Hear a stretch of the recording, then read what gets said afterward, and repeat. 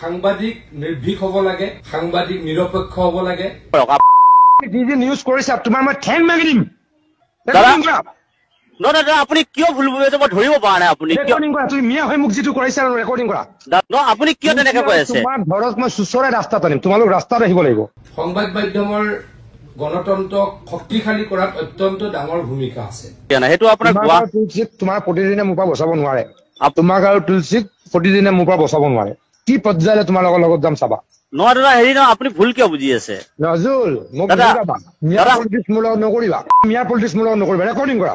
আপুনি শুনক দাদা, ৰেকৰ্ডিং কৰা, মই কৈ আছো তোমাক। নহয়, আপুনি কিয় ভুল বুজিছে? মিয়া পলিটিক্স মোৰ লগত নকৰিবা। আপুনি অফিচত সোধক যে ভিডিঅ'টো ক'ত পাইছে। তোমাক আৰু মই তুলসীক শিকাই দিম মই 5 বছৰত। নহয় দাদা, আপুনি কিয় ভুল বুজি আছে? আপুনি মই পুলিচ আজিলৈকে কি হয় শিকাই দিম। ফাৰ্ষ্ট কেজুৱেলিটি হ'ল সাংবাদিকসকল, তাৰ পাছতে গণতন্ত্ৰৰ কেজুৱেলিটি হ'ব। ডেফিনেটলি গণতন্ত্ৰৰ কেজুৱেলিটি হ'ব।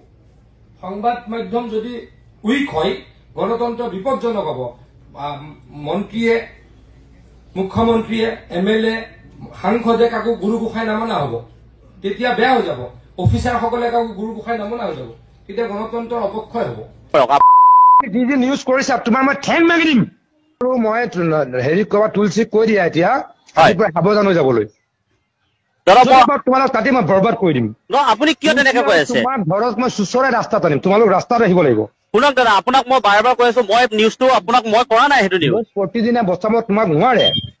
প্ৰতিদিনত ভিডিঅ'টো মোক কৰিলেও মই কষ্ট নাপালো হয়। আইমিক কৰাৰ কাৰণে মই যিটো কষ্ট পাই আছো নহয় দাদা, আপুনি শুনক, আপোনাক তুমি তুলসীক কৈ দিবা।